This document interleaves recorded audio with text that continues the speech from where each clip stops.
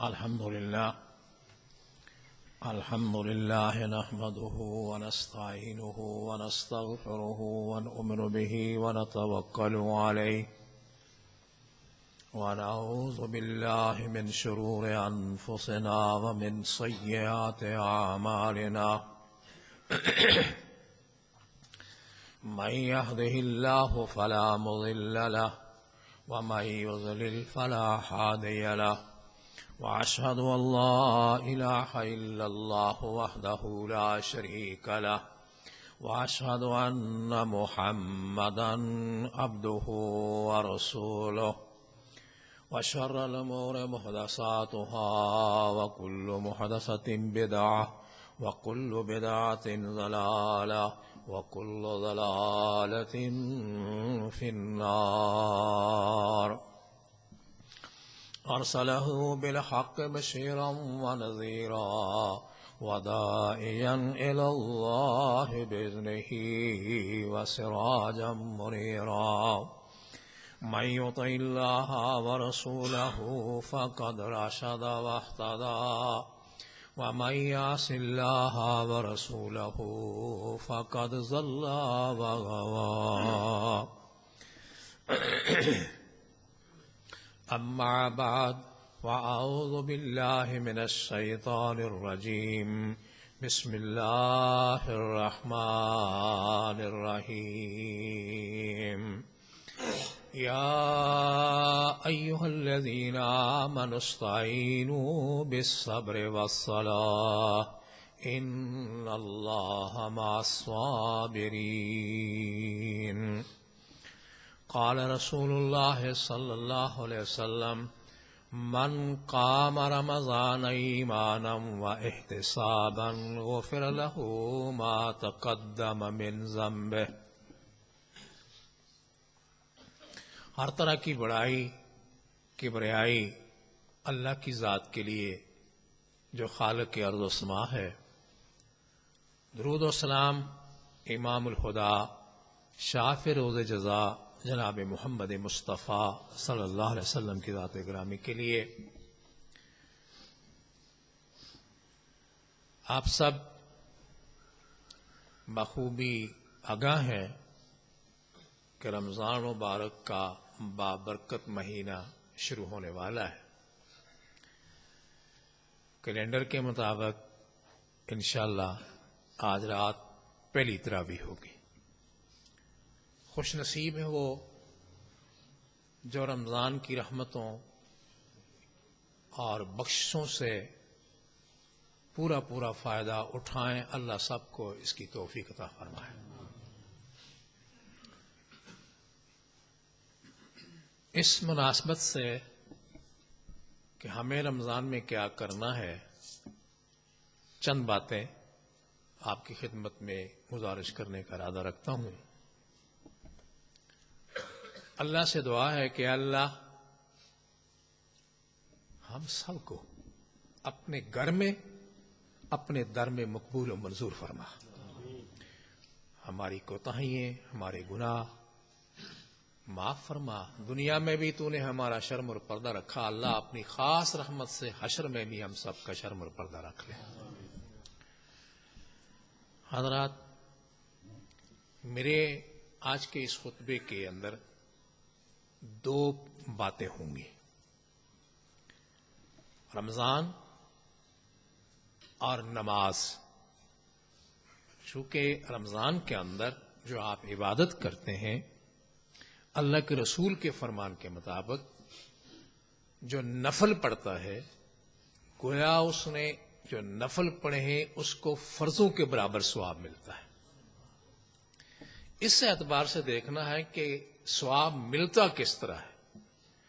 اگر سنت محمد الرسول اللہ صلی اللہ علیہ وسلم کے مطابق نماز ہے، اس کے ابتدا اور انتہا تک بعد از تسلیم ذکر و اذکار اوراد اور وظائف جو محمد مصطفیٰ صلی اللہ علیہ وسلم نے بتائے ہیں، اگر وہ ہمارے اندر ہیں تو پھر ہم اللہ کی رحمت سے امید رکھ سکتے ہیں کہ اللہ ہمیں ان لوگوں میں سے کر دے جو کامیاب ہونے والے ہیں۔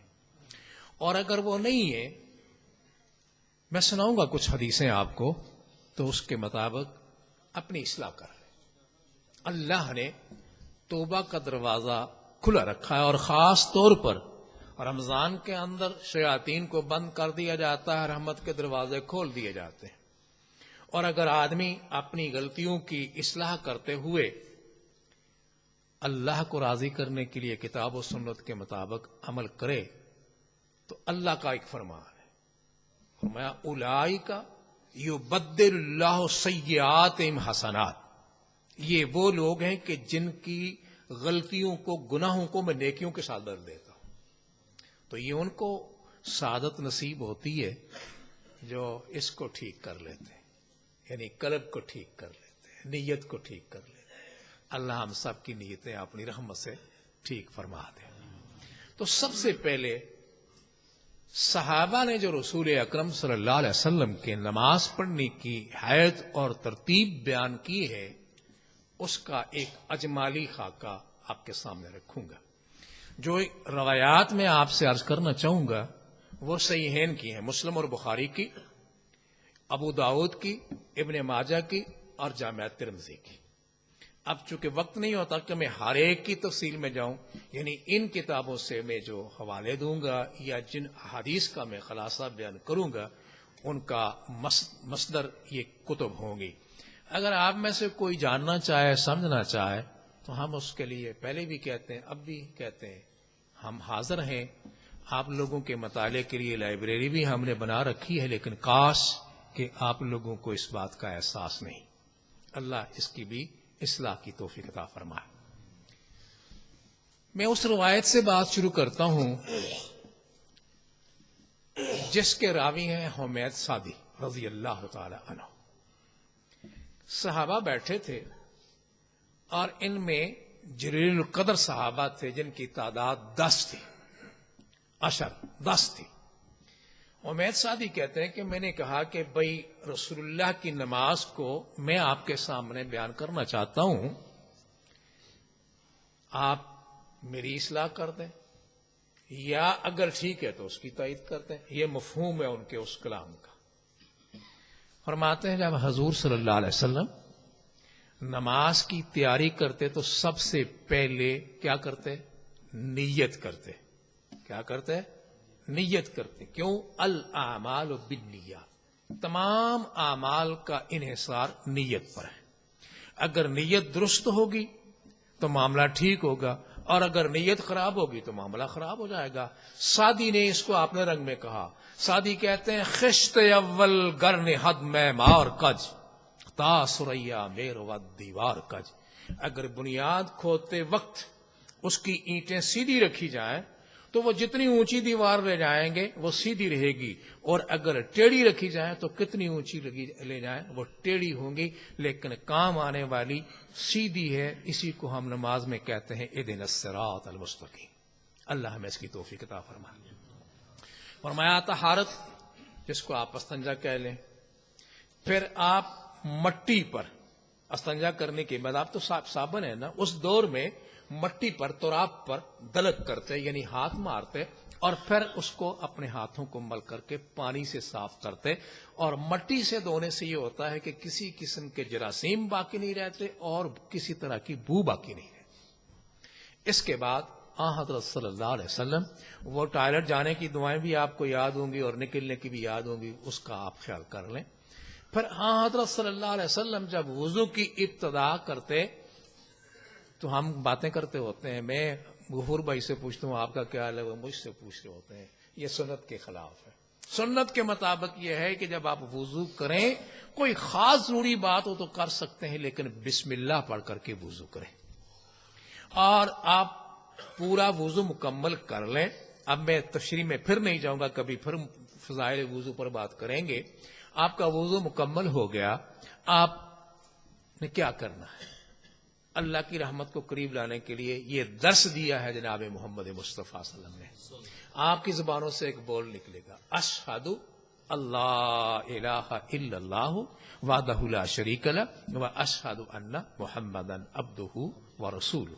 اس کے بعد دعا ہے اللہم اجعلنی من التوابین वजअलनी मिनल मुतताहिरीन, अल्लाह उनसे कर दे जिन पर तू मेहरबानी करने वाला है, तू चूंकि तव्वाब है और मैं तुझसे तेरी रहमत की उम्मीद करता हूं, और पाक कर दे मेरे सीने के अंदर जो अंदर है वो भी और जो बाहर है उन तमाम अलाइशों से मुझको पाक कर दे। अब ये आया नमाज पढ़ने के लिए, मोहम्मद रसूलुल्लाह ने फरमाया उसके लिए जन्नत के दरवाजे खोल दिए जाते हैं। अब ये उन जन्नत के दरवाजों से दाखिल होता है या नहीं होता, ये इसकी अपनी नमाज पर है और इसकी नीयत पर है। साहबी कहते हैं कि हजरत मोहम्मद रसूलुल्लाह सल्लल्लाहु अलैहि वसल्लम ने नमाज की इस अहमियत को हमारे सामने बयान फरमाते हुए एक दरख्त के टहनी पकड़ी और उसको यूं झटका दिया और उसके जो पत्ते थे वो खड़खड़ाते हुए नीचे गिरे। फिर आपने फरमाया ये मिसाल है उस नमाजी की, ये मिसाल है उस औरत नमाजी की जो सुन्नत के मुताबिक नमाज पढ़ती है, उसमें अल्लाह का दिल का खौफ आता है, तो जिस तरह ये दरख्त के पत्ते गिर गए इस तरह अल्लाह उसके गुनाह माफ कर देते हैं। अब ये है इब्तदा। इस हाल में हजरत सल्लल्लाहु अलैहि वसल्लम ने नमाज शुरू की। हुमैद सादी कहते हैं कि मैंने हजूर की तहारत देखी, मिसवाक, ये सारी बातें मैंने छोड़ी। अब आप सल्लल्लाहु अलैहि वसल्लम ने जो नमाज शुरू की तो नमाज के शुरू करते वक्त आप किबला रुख खड़े हुए, और जब किबला रुख खड़े हुए तो पांव की एड़ियों से लेकर पांव के अंगूठे तक पैर को यूं सीधा रखा। आप देखें कि हमारे एड़ी इधर होती है और आगे से पैर या लेफ्ट होता है या राइट होता है, यानी बिल्कुल सीधा रखते, और सीधा रखने के बाद फिर अपने रुख को भी किबले की तरफ सीधा करते और बड़े इत्मीनान और सुकून के साथ तकबीर तहरीमा यानी अल्लाह अकबर कहते। अल्लाह अकबर कहने के बाद दायां हाथ बाएं हाथ के इस पर रखते और ऐसे इसको मजबूती से पकड़ लेते, अला सदरे ही, अपने सीने पर। हजरत सल्लल्लाहु अलैहि वसल्लम फिर सूरह फातिहा पढ़ते और सूरत फातिहा के बाद अगर कोई और छोटी सूरत जो आप मुनासिब समझते वो पढ़ते, लंबी भी पढ़ सकते हैं, छोटी भी पढ़ सकते हैं। और ये तरीका आप सल्लल्लाहु अलैहि वसल्लम का हुमैद सादी 10 सहाबा के सामने बयान कर रहे हैं कि इस तरह थी हजरत मोहम्मद रसूलुल्लाह सल्लल्लाहु अलैहि वसल्लम की नमाज की इब्तिदा। अब कहते हैं कि जब इमाम के पीछे पढ़ रहे होते और इमाम अम्माना गैरिल मग़ज़ूब अलैहिम, जब वो गैरिल मग़ज़ूब अलैहिम वलज़्ज़ालीन कहता तो आमीन कहता है, तो आमीन के साथ जो उसके मुक्तदी हैं वो भी आमीन कहते हैं। इसका फायदा क्या है? कभी आपने गौर फरमाया? आवलन तो हम कहते ही नहीं है, बल्कि वो लोग जो किताब और सुन्नत को समझते हैं वो भी मसलत कोशी का शिकार हो जाते हैं। यार अगर मैंने आमीन कही तो ये मेरा साथी क्या कहेगा मेरे लिए? दीन के अंदर कोई मसलत नहीं है। जो दीन की बात को अपनी जाती किसी मसलत के अंदर आकर छोड़ देता है वो गुनाहगार है, उसको तौबा करनी चाहिए। तो फरमाया फायदा क्या है, बेनिफिट क्या है कि जब इमाम और मुक्तदी आमीन कहते हैं तो आप ये जो बैठे हैं, जब आप सफ बस्ता होंगे अब भी आपके साथ बैठे हैं वो अल्लाह के मुकर्रब फरिश्ते हैं। फरमाया तुम्हारी नमाज के अंदर वो भी सफ बस्ता होकर नमाज पढ़ते हैं। और अब 3 पार्टियां हो गई, इमाम और आप इंसान मुक्तदी और फरिश्ते। हदीस के अल्फाज फरमाया इज़ा वाफ़क़ल आमीनु बितामीनिल मलाइका गुफ़िर लहू मा तक़द्दम मिन ज़म्बे। इमाम की, मुक्तदियों की और फरिश्तों की आमीन जब एक हो जाएगी, बुलंद आवाज से वो आमीन कहेंगे तो इस आमीन के कहने की बरकत से अल्लाह उसके पहले गुनाह माफ कर देंगे। ये सिर्फ आमीन का वो है जो हजरत मोहम्मद रसूलुल्लाह सल्लल्लाहु अलैहि वसल्लम ने बताया और सिखाया। लिहाजा सुन्नत के मुताबिक सुन्नत छोड़नी नहीं चाहिए। अगर सिर्री नमाज है यानी जोर और असर करात ऊंची नहीं होती तो उसमें आप सिर्री आमीन कहेंगे, और जो जहरी नमाजें हैं उसमें आपको ऊंची आमीन कहनी चाहिए। यह सुन्नत है हजरत मोहम्मद रसूलुल्लाह सल्लल्लाहु अलैहि वसल्लम की। फिर आपने फरमाया कि आपके आमीन कहने से आपकी यूनिटी, आपके इत्तेहाद, आपके इत्तेफाक, आपकी इताअत का इजहार होता है। एक इमाम के पीछे सब खड़े। अब इमाम छोटा है या बड़ा है, छोटी बिरादरी का है या बड़ी बिरादरी का है, लेकिन सब अपने इमाम का एहतराम करते हैं। अल्लाह हमें भी तौफीक अता फरमाए। उसकी اطاعت کرتے ہوئے اس کی مطابقت کرتے ہوئے نماز پڑھتے ہیں. فرمایا ایک ایسا طبقہ جس کے دلوں کے اندر بغض اور عداوت ہے، اور وہ ہیں یہود. وہ اس سے بہت چڑھتے ہیں، بہت اسلام کے لیے وہ نفرت رکھتے ہیں. نصارہ بھی کرتے ہیں لیکن یہود کے مقابلے میں نصارہ تھوڑے نرم ہیں. فرمایا جس وقت آپ آمین کہتے ہیں تو ان کو بہت تکلیف ہوتی ہے. خالف الیہود والنصارى، میں محمد تمہیں حکم دے رہا ہوں کہ اپنی نماز کے اندر ان کی مخالفت کرو اور اپنے اتحاد اور اطاعت کا مظاہرہ کرو. اللہ اس کی ہمیں توفیق عطا فرمائے. پھر جب سورت ختم ہوئی اس کے بعد سورت اخلاص لے لیں، قل هو اللہ احد، یا بڑی سورت جو بھی آپ پڑھتے تو حمید سعدی کہتے ہیں کہ نبی علیہ الصلوۃ والسلام پھر تکبیر کہتے. کیا کہتے؟ تکبیر کہتے، اللہ اکبر کہتے، اور کہاں جاتے؟ رکوع میں.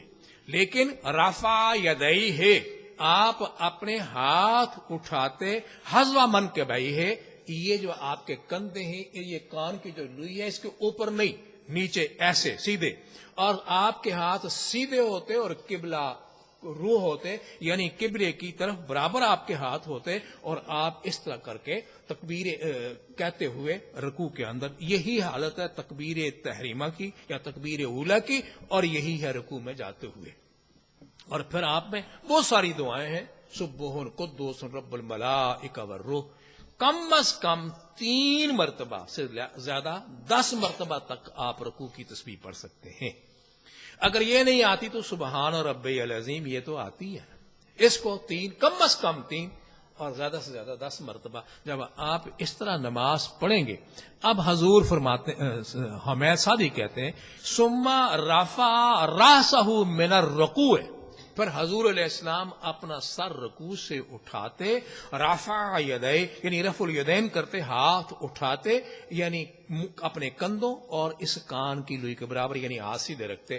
اور آپ دیکھتے ہیں کہ بعض یہیں سے نیچے جاتے ہیں، یہیں سے. یہ نہیں، صحیح اور مسنون طریقہ ہے کہ آپ سنت کے مطابق رفع الیدین کریں، آپ کی ہتھیلیاں قبلہ رخ ہوں اور یہ کانوں کے نیچے ہوں، سر کے اوپر ایسے نہیں جائیں، نہ پہلے نہ بعد. اور تکبیر کہنے کے بعد یہ جو آپ رفع الیدین کر کے اٹھیں گے تو کچھ پڑھیں گے، اس کو کچھ کہتے ہیں. کیا کہتے ہیں؟ سب کو یاد ہی نہیں. رکوع کے بعد جو تھوڑی دیر کھڑا ہوتے ہیں، نمازی لوگوں کو تو شاید پتا ہو لیکن عام لوگوں کو پتا نہیں کہ کیا کہتے ہیں. اس کو قوما کہتے ہیں، یعنی کھڑے ہونے کو، سٹاپ کرنے کو. اور اس سٹاپ میں کیا کہتے؟ ربنا لک الحمد حمدا کثیرا طیبا مبارکا فیہ وفی روایت کما تحب وترضی. اور بڑے سکون کے ساتھ محمد کریم صلی اللہ علیہ وسلم پڑھتے. ہوا یہ کہ حضرت صلی اللہ علیہ وسلم نماز پڑھا رہے ہیں اور ایک صحابی پیچھے نماز پڑھ رہا ہے. جب رکوع سے اٹھے تو اس نے بلند آواز میں کہہ دیا ربنا لک الحمد حمدا کثیرا طیبا مبارکا فیہ. نماز سے فارغ ہوئے تو آپ نے فرمایا آپ میں سے کون ہے کہ جس نے یہ دعا کہی ہے؟ وہ کھڑا ہو گیا، اللہ کے رسول. اس کو ڈر لگا کہ کہیں مجھ سے کوئی غلطی تو نہیں ہو گئی. کہا اللہ کے رسول میں نے یہ بات کہی، یہ کلمات مجھے بہت پسند آئے. فرمایا لقد رأیت، لقد قسم کا ہے یعنی تحقیق کا ہے، لقد رأیت میں نے دیکھا کہ 30 فرشتوں سے کچھ زیادہ ان کلمات کو لے کر اس کے ثواب کے لکھنے کے لیے اللہ کے دربار میں جا رہے ہیں کہ کیا لکھیں. ہمیں تو پرواہ نہیں ہوتی، ہم تو کہتے ربنا وہ بھی کہ نہیں. ایک بہت بڑی غلطی ہے، نماز باطل ہو جاتی ہے میرے بھائیوں. میں پھر دہراتا ہوں، نماز خراب ہو جاتی ہے، برباد ہو جاتی ہے، باطل ہو جاتی ہے. جو شخص امام سے پہلے رکوع میں چلا جاتا ہے اور امام سے پہلے کھڑا ہو جاتا ہے، امام سے پہلے سجدے میں چلا جاتا ہے، امام سے پہلے سجدے سے اٹھ جاتا ہے، اس کی نماز باطل ہو جاتی ہے. جعل الامام لیتم بہ اذا کبر فکبروا، امام اس لیے ہے کہ تم اس کی اقتداء کرو. وہ تکبیر کہتا ہے تو تکبیر کرو، اور ایسا نہیں کہ اس سے ایڈوانس ہو جاؤ. آپ دیکھ لیں بڑے بڑے پرانے نمازی ہیں لیکن یہ بیماری پائی جاتی ہے. اللہ اصلاح کی توفیق عطا فرمائے. فرمایا پھر اس کے بعد جب رکوع ختم ہوتا قومے سے یہ دعا پڑھتے ہوئے، کچھ اور بھی دعائیں ہیں لیکن وقت نہیں، پھر آپ کہتے اللہ اکبر اور سجدے میں جاتے. اب سجدے میں جانے سے پہلے یہ 2 ہاتھ رکھنے ہوتے ہیں، دونوں ہاتھ رکھنے ہوتے ہیں. ایک روایت میں گھٹنوں کا بھی ذکر ہے لیکن افضل محدثین کے مطابق ہاتھ رکھنے کے ہیں، اور اس لیے کہ ہاتھ پر آدمی کا بیلنس صحیح قائم رہتا ہے۔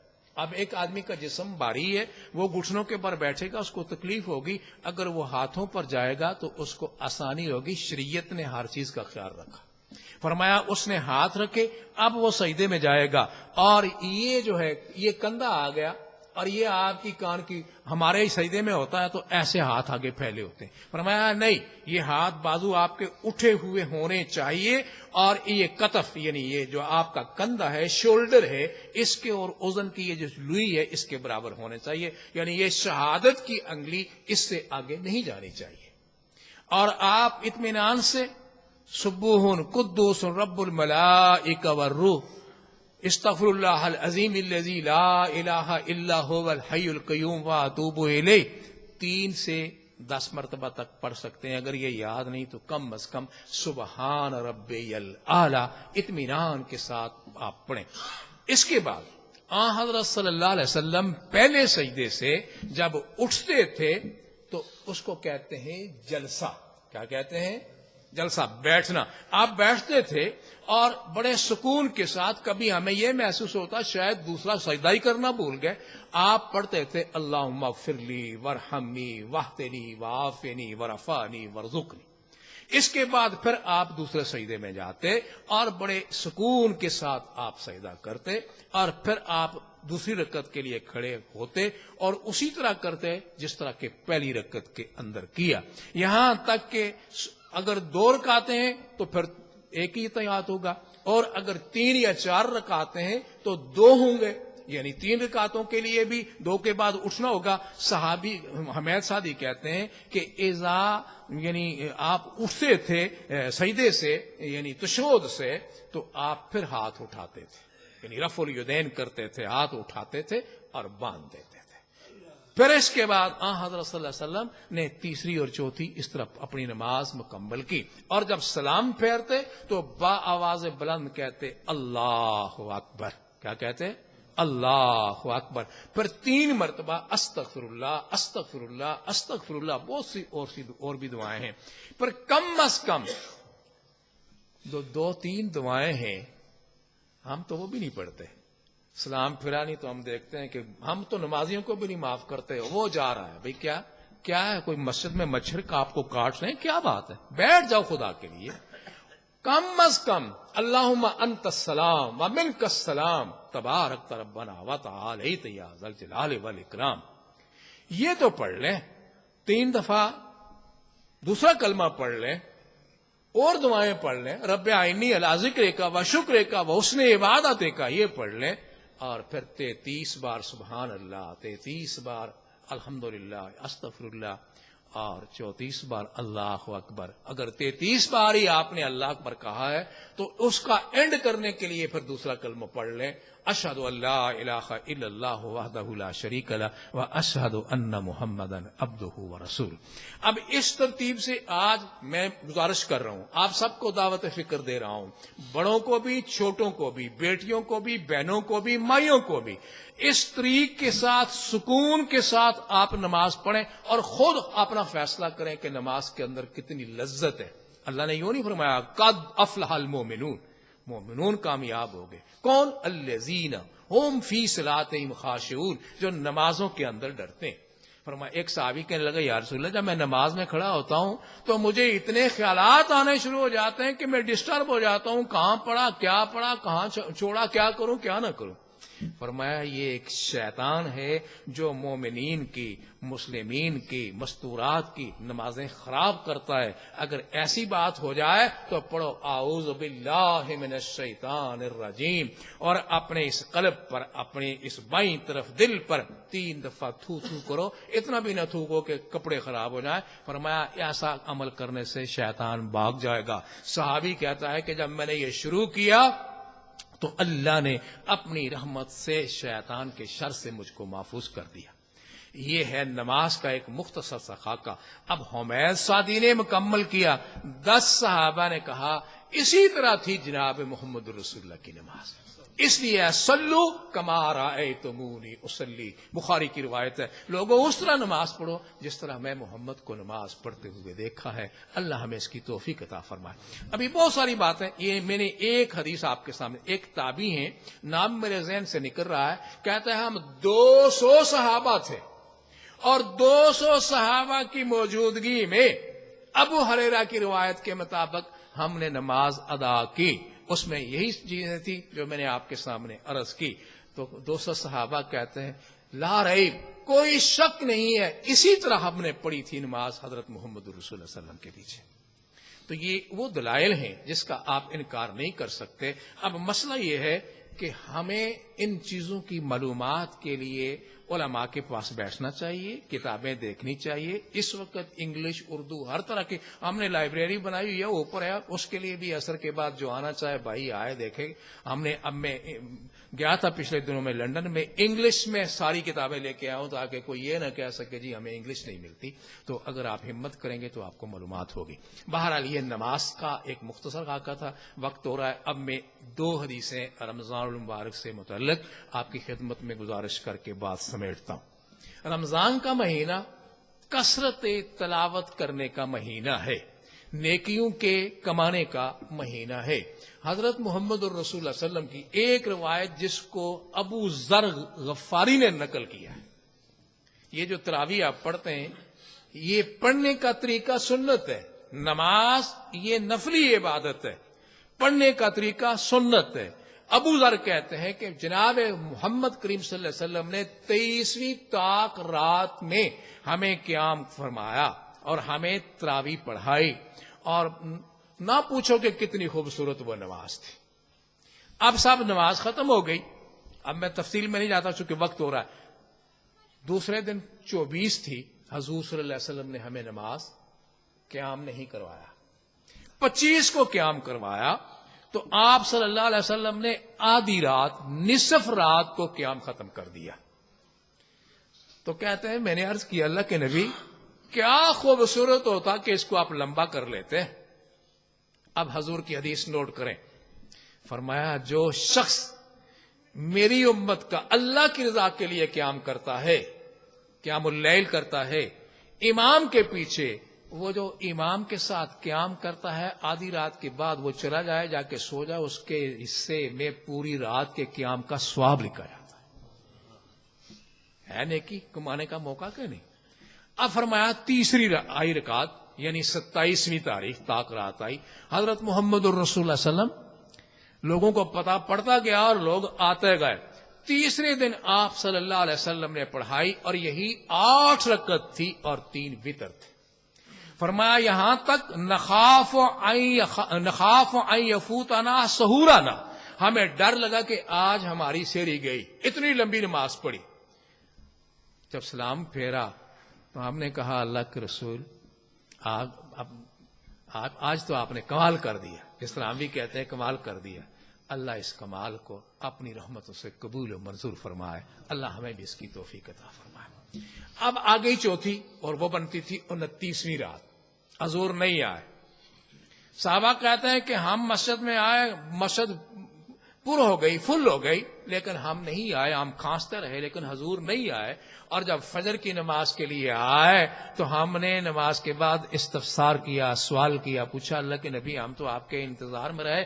फरमाया तुम्हारा उठना बैठना, तुम्हारा खांसना, तुम्हारी गुफ्तगू करना मैं ये सुन रहा था, लेकिन मैं इसलिए नहीं आया कि अगर रमजान के रोजे की तरह तुम पर क़याम फर्ज हो गया तो तुम अदा नहीं कर सकोगे। खशीतो अन उफरिज़ा अलैकुम, मैं डरा कि तुम पर फर्ज न हो जाए, लिहाजा इसको अपने घरों में पढ़ लिया करो। पढ़ाने का तरीका, अब जो 3 दिन आपने पढ़ाई उसके बाद अलग से क़यामुल लैल या तहज्जुद की नमाज नहीं पढ़ी, यही वो है जिसको हजरत आयशा सिद्दीका तय्यबा ताहिरा मुत्तहरा रज़ी अल्लाह ताला अन्हा ने रिवायत किया कि हजूर रमजान के अंदर भी और गैर रमजान के अंदर भी 11 रकात यानी 8 तरावी पढ़ते थे और 3 वितर पढ़ते थे। अल्लाह से दुआ है अल्लाह हमें सुन्नत के मुताबिक अमल की तौफीक अता फरमाए। हज़रत सल्लम ने फरमाया मन कामा रमजाना, जो मैंने हदीस पढ़ी थी खुतबे में, मन कामा रमजाना ایمانا و احتسابا غفر لہ ما تقدم من ذنبہ. اس حیت سے، اس کیفیت سے اپنے دل کو حاضر رکھ کر اللہ کے ساتھ تعلق جوڑتے ہوئے محمد الرسول اللہ کی سنت کے مطابق جو قیام کرتا ہے، جو نماز پڑھتا ہے، اس کی برکت سے اللہ اس کے گناہ معاف کر دیتے ہیں. ایک حدیث میں ہے، میں کبھی پھر عرض کروں گا تفصیل سے، فرمایا ظہر کی نماز، فجر کی نماز آپ نے پڑھی، تم گناہوں میں لگے، تختارکون تم جل رہے تھے گناہوں کے اندر. جب آپ نے ظہر پڑھی تو اللہ نے ظہر کے پڑھنے کی برکت سے تمہارے گناہ معاف کر دیے. پھر تمہارے سے گناہ ہو گئے جب تم نے عصر پڑھی تو درمیان کے وہ گناہ، اسی طرح مغرب اور عشاء. اور جب تم سو گئے تو سونے کی حالت میں آدمی کچھ نہیں کرتا، اس کے نامہ اعمال میں نہ نیکی لکھی جاتی ہے نہ بدی لکھی جاتی ہے، الا یہ کہ مسنونہ اذکار کر کے وہ اگر سوئے تو اس کے لیے فرشتے رحمت کی دعا کرتے رہتے ہیں. یہ مختصر سا خلاصہ تھا. باقی آئندہ اللہ سے دعا کرتا ہوں اللہ مجھے بھی آپ کو بھی سنت کے مطابق قیام اللیل کی توفیق عطا فرمائے. اور نماز سے پہلے ہی میں یہ 2-3 اعلان کر دیتا ہوں تاکہ پریشانی نہ ہو.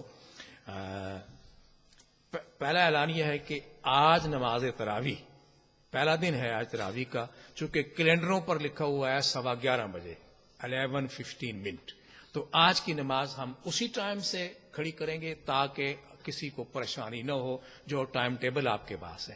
اور پھر تراویح میں بھی مشورہ کریں گے، اگر 11 بجے کرنا ہوا تو پھر ہم تراویح کے بعد اس کا بھی اعلان کر دیں گے آپ کی مشاورت کے ساتھ.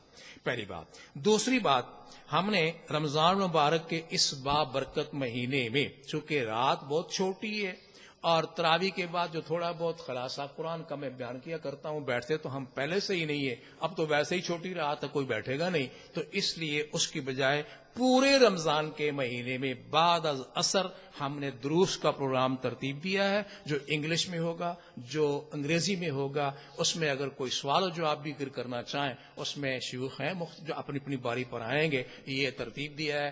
اور یہ کہ اگر تراویح کے بعد اگر نہیں ہوگا تو دن کے اندر پورے رمضان کے مہینے کا یہ پروگرام ہم نے ترتیب دیا ہے. اللہ تعالی ہم سب کو پڑھنے کی توفیق عطا فرمائے.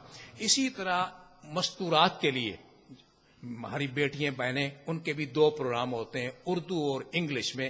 رمضان کے پورے مہینے میں 11 بجے سے لے کر 1 بجے تک ان کا پروگرام ہوگا. جو بیٹیاں، جو بہنیں رمضان کے اندر جو آ کر کے فائدہ اٹھانا چاہیں ان کے لیے کھلی چھٹی ہے. اللہ تعالیٰ سب کو توفیق عطا فرمائے. اب رہا یہ کہ افطاری ہم کراتے ہیں، یہ میری آپ سب سے اپیل ہے کہ افطاری کرانے کے لیے، ثواب حاصل کرنے کے لیے ضرور حصہ لیا کریں. جو آدمی افطاری کرانا چاہے، مثلا 1 دن کی 2 دن کی باری باری جو افطاری کرانا چاہے وہ اپنا نام اور دن مقصود صاحب کو بتا دے تاکہ ہمارے پاس لکھا ہوا ہو. پیسے تو ہم نے انتظام کیے ہے لیکن جو کرانا چاہے تو افطاری کرا سکتا ہے. یہ آپ سے اپیل ہے کہ اپنا نام بتا دیں. اور آخری اور درد کی بات، پیسے تو ساری درد کی بات ہے، یہ میرے دکھ کی بات ہے، کہوں نہ کہوں، وہ ہے یہ جو شلف لگائے ہوئے ہیں ہم نے، جوتے وہاں نہیں رکھتے، جو آیا جہاں پھینکا ادھر ہی پھینک دیا. صفائی، اور صفائی ایمان آدھا ہے، نصف الایمان ہے. خدا کے لیے آپ بچے نہیں ہیں، آپ نابالغ نہیں ہیں، بچے جو آپ لاتے ہیں ان کی ذمہ داری آپ پر ہے. کم از کم اسی طرح عورتوں کی طرف بھی شلف رکھے ہوئے ہیں تو یہ جوتے اندر نہ لائیں، ان کو سنبھالیں اور صفائی کا خیال رکھیں. میں امید کرتا ہوں کہ آپ اس معاملے میں خیال کریں گے. اور پھر یہ بات بھی کہ جو دیکھ لیں ہم نے کافی انتظام کیا ہے مسجد کی صفائی، قرآن کریم رکھیں، جو چیز جہاں رکھی ہے اس کو اٹھا کے پڑھ سکتے ہیں اور پڑھ کر وہاں ہی واپس رکھیں. یہ نہیں جہاں سے اٹھائی ادھر پھینک دی. پلیز اللہ کے لیے ایسا نہ کریں. یہ میری آپ سب سے گزارش ہے کہ صفائی کا، طہارت کا خیال رکھیں. رمضان نیکیوں کا مہینہ ہے، نیکیاں کمائیں، اللہ کو راضی کریں. اللہ ہم سب سے راضی ہو. وآخر دعوانا الحمدللہ.